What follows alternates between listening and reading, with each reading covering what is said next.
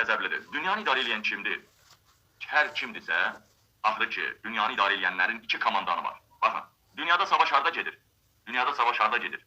İsrail, İran, Rusiya, Ukrayna. Dünyanın kaderini, dünyanın nizamını dəyişəsi savaşlardır, eləmi?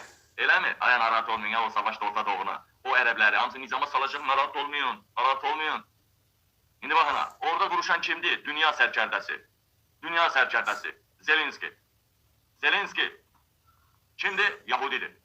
Orada kimdir savaşan? Düzdür, Mehriban Əliyeva ilə 69-66 nə cür nə sevgili olsalar da, orada da Netanyahu'dur. Gördünüz mü? Orada da Yahudidir. Yahudiler dünyanın nizamını dəyişmək istəyir. Dünyanın nizamı dəyişsin, bu içine tüpürün belə dünyanın nizamına. Dəyişsə yaxşıdır. Bu dünyanın nizamı xoşuma gəlmədi. Harada gicdillaq var gəldi o boyda Amerikanın başına, harada başqaraq var gəldi ölkənin başına, çamadan daşıyan çumonun biri gəldi Rusiyanın başına.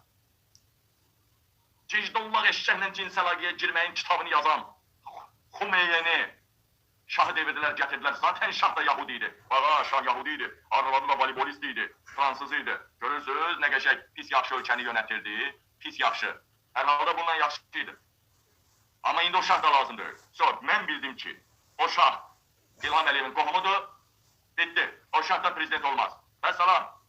Bu İran'ı niye dağıdırlar? İran'ı dağıdırlar ki, İran'ı en azı 3 yere bölsünlər. Elə mi? Ne şah ne siktirir orada. İran'ı 3 yere bölürler ki, gəlmeyli demokratik töreme balaca devletler olsun. 3 yere, 4 yere bölürler ki. Benden padişah lazım İran'a. Siktirer. Tardı. Ancak İran'a lazımdı demokratiya. Ancak İran'a lazımdı. Bölünse de, bölünmese de demokratiya lazımdı birinci. Devlet olmak için birinci şart demokratiyadır. Demokratiya yoktursa, hiç olmasa %50 demokratiya, %50 demokratiya yoksa o devletin içine sokarsınız. O devletin içine siyesiniz, başında duranı da başına sıçarsınız. Onunla devlet olmaz. Suyu bulanlık görüb əyə Rıza Pəhləvi. Sən demə İlhamın qohumuymuş İlham Əliyevin. Sən demə. Bakın bilin. Bilin ki hakimiyyətlər dəyişmək azaddır.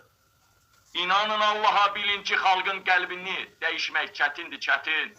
O İran xalqı o şahın nətəri diktator olduğunu bilir. O İran xalqı o şahın 40 milyar dolar, 40 ton qızıldan Amerika'ya qaçdığını bilir. O İran xalqına, o xalq, o Rıza Pəhləvi heç bir o milyardlarla heç bir yardım eləmədi. Və bu İranda demokratikləşmə hər hansısa bir fəaliyyət üçün hər hansısa bir partiya yaradım, raskol bırakım, pul bırakım, partiya yaradım, nə bilim neyiniyim, böyük işlər görüm, görmədi. Ancaq xalası qızınıq, Netanyahu'nun xalası oğlundan başqa, verməkdən başqa bir şansı olmadı. İndi də düşünürlər ki, güya biz keçməyəcəyimi İran müxalifətindən irtibata. Bugün neçə dəfə zəng eləyiblər, danışmaq imkanım olmayıb. Sabahdan İran müxalifətindən irtibata keçəcəyəm. İlham Əliyev diktatorun qohumu, diktatorun diktator oğlu. Heç vaxt İranın prezidenti olamaz. Bir. İkinci, İran heç vaxtı bu hakimiyyət getsə də mövcudluğunu saxlaya bilməz. İki. Üçüncüsü, bu onlardır.